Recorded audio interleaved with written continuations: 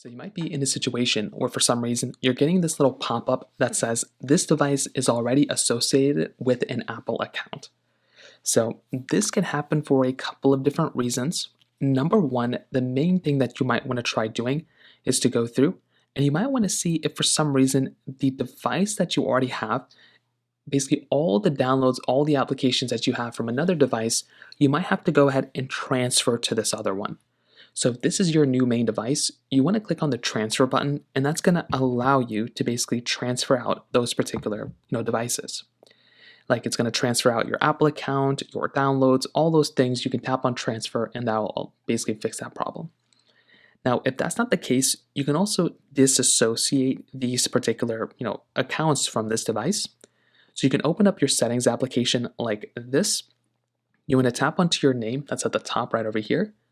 You then want to go through and tap on purchases. So there should be a little option that says something like media and purchases right here. So tap on here and you want to click on view account. Now after tapping on view account, you're going to be able to have the option of kind of going through and removing this account. So after logging in, you can remove this account from this device. And that is another option that you have as well. Now, if that doesn't work, sometimes you might have to go through and remove those particular problem applications.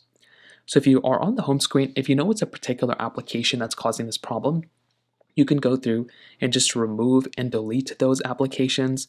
That's another really easy thing you can do. You can also try going through and restarting your phone, or you can also try updating your iPhone as well.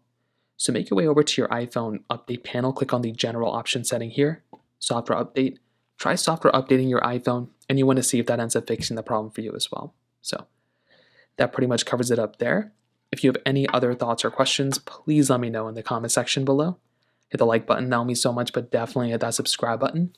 More importantly than everything else, I love every single one of you guys. Hopefully I'll catch you guys in the next video. Peace out till then.